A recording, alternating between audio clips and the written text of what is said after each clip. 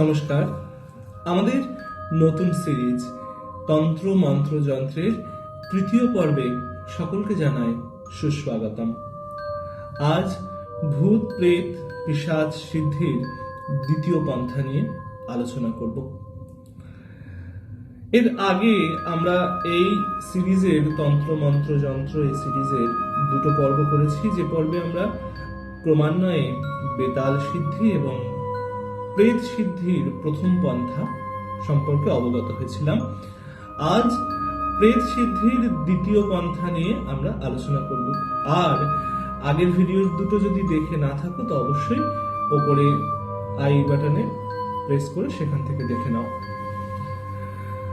তবে এই ভিডিওর বিষয়বস্তু শুরু করবার পূর্বে সকলের কাছে একটাই অনুরোধ, হাত জোর করে অনুরোধ, যে এই ভিডিওতে উল্লেখিত পদ্ধতি এবং মন্ত্রগুলি শুধুমাত্র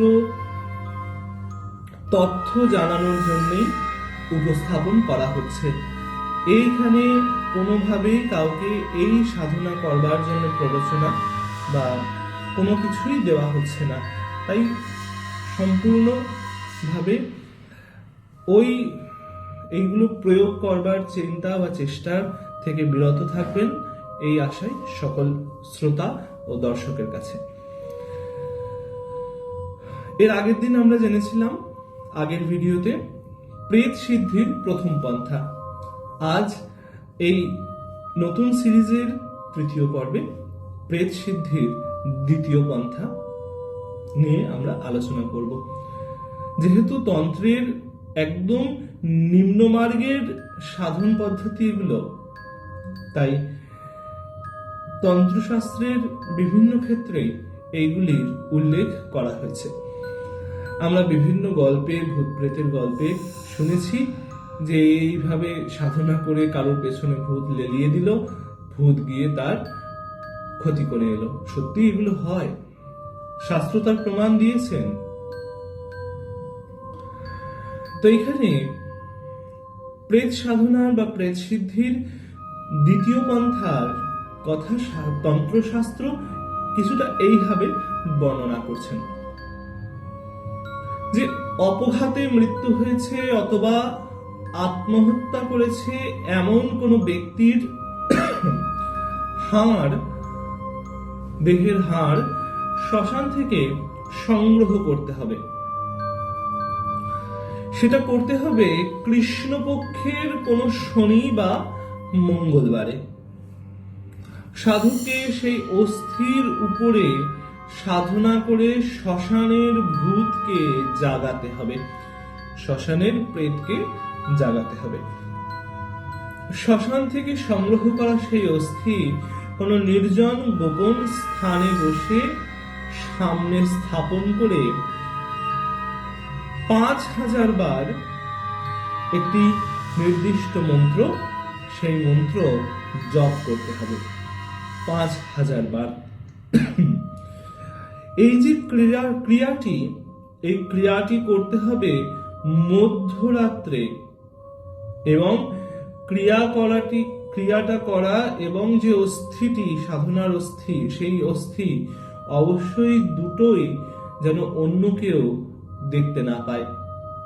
আপনি যখন জপ করছেন, তখন সাধক যখন জপ করবে তখন সাধককে কেউ দেখতে পাবে না, এবং সাধকের সাধনার যে অস্থিটি সাধক শ্মশান থেকে তুলে এনেছে, সেই অস্থিটিও কেউ দেখতে পাবে না।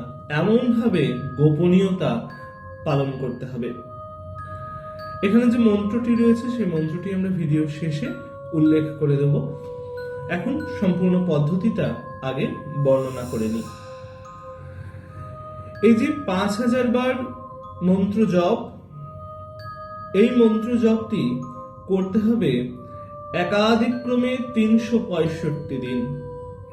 অর্থাৎ এই সাধনাটি, এই প্রেত সাধনাটি 1 বছর দীর্ঘকালের সাধনা, এবং এই 1 বছরই এই সাধনার গোপনীয়তা রক্ষা করতে হবে।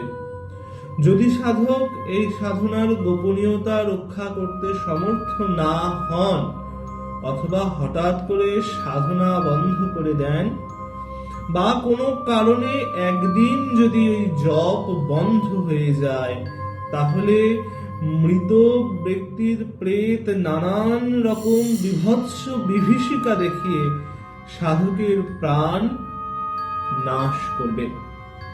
তাই সাধক সাবধান, সাধু সাবধান, পেছনে শয়তান। অতএব এই সাধনা শুরু করবার পূর্বে সাধকদের বারংবার বিবেচনা, বিচার এবং সাধনা ও ঐকান্তিকতা, একাগ্রতা সমস্ত কিছুকে সংগ্রহ করার নির্দেশ দিচ্ছেন শাস্ত্র।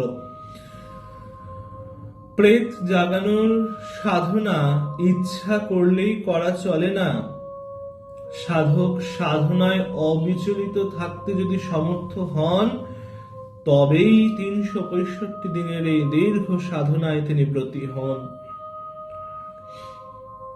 ৩৬৫ দিনের এই সাধনার মধ্যেই সাধনা যখন শেষ হবে, তার কিছু আগে বা যেদিনকে শেষ হবে সেই দিনকে পিশাচ বা প্রেত সে সাধকের সামনে এসে উপস্থিত হয়ে বড্ড খিদে করে চিল্লাতে থাকবে, চিৎকার করতে থাকবে।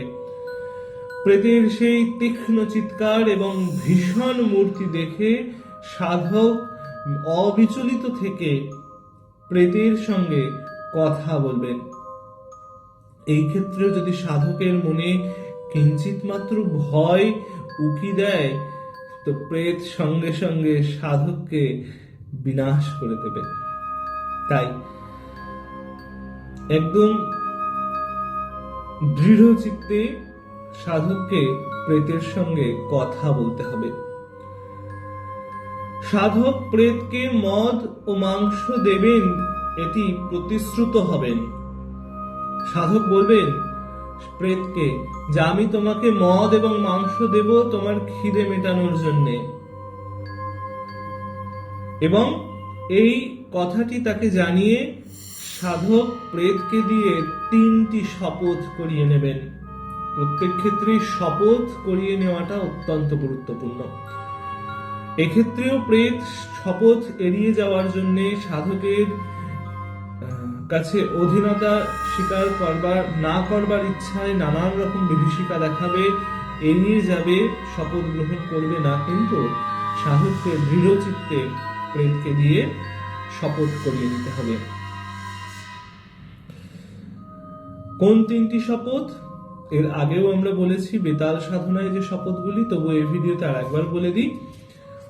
শপথ হচ্ছে সাধক স্মরণ করা মাত্র প্রেত সাধকের সামনে এসে উপস্থিত হবে। সাধক যা আদেশ করবে প্রেত সঙ্গে সঙ্গে তা পালন করতে বাধ্য থাকবে, এবং সাধকের অনুমতি না পেলে প্রেত কখনো সাধককে ছেড়ে যেতে পারবে না। এই ৩টি শপথ করিয়ে নিতে হবে প্রেতকে দিয়ে। শপথ ৩টি হয়ে যাওয়ার পর সাধক সেই প্রেতকে অবশ্যই মদ এবং মাংস দেবে।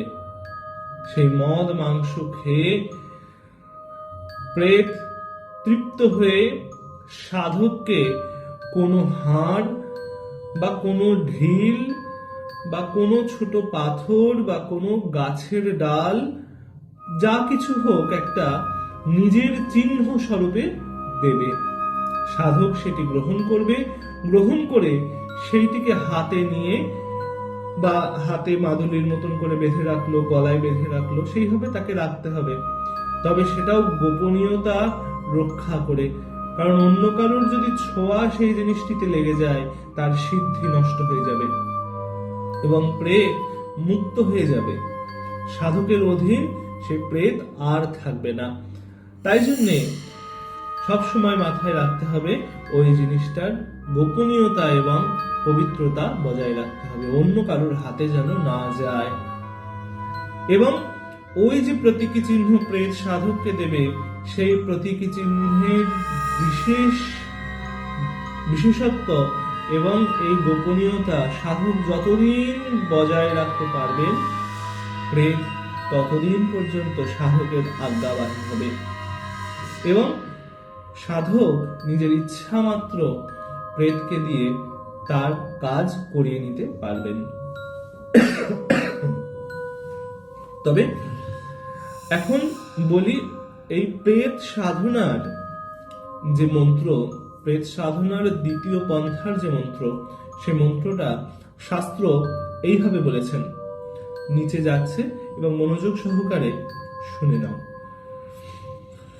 শুনশান সুখতামশান, জাগে ভূত জাগে শয়তান। শুনশান সুখতামশান, জাগে ভূত জাগে শয়তান। শুনতে একটু অদ্ভুত লাগছে, তবে হ্যাঁ, এইটি পিশাচ সাধনার দ্বিতীয় মন্ত্র, শাস্ত্র তাই নির্দেশ করছেন। তবে হ্যাঁ, আজকের এই তন্ত্র মন্ত্র যন্ত্র সিরিজের তৃতীয় পর্ব এখানেই বিশ্রাম করছি। তবে হ্যাঁ, আবার বিশ্রাম করবার পূর্বে সকলের কাছে হাত জোর করে আবার একটি নিবেদন, যা শুনলেন, যা পদ্ধতি জানলেন, যা মন্ত্র জানলেন, সেটি শুধুমাত্র জানার জন্যই জানুন, চেষ্টা করতে যাবেন না, নিজের ক্ষতি নিজের হাতে করে করবেন না, এই প্রার্থনা সকলের কাছে। এবং এইরকম তন্ত্রের আরো বিষয়বস্তু জানতে হলে শ্রী রাধারমন লালজি ইউটিউব চ্যানেল ও ফেসবুক পেজকে লাইক, ফলো এবং সাবস্ক্রাইব করে রাখার অনুরোধ রইল সকলের কাছে। এর পরবর্তী যে পর্ব আমরা আসব, সেই পর্বে আমরা কর্ণপিশাচিনী সাধনা সম্পর্কে আলোচনা করব। ততক্ষণের জন্য জয় জয় শ্রী রাধে, জয় জগন্নাথ। সকলে ভালো থাকবেন, সুস্থ থাকবেন, শ্রী রাধারমন লালজির সাথে থাকবেন এবং নিজের গুরু ও ইষ্টের চরণে মতি রাখবেন। জয় জয় শ্রী রাধে, জয় জগন্নাথ। ভজনিতায় গৌর রাধে শ্যাম। জপ হরে কৃষ্ণ হরে রাম।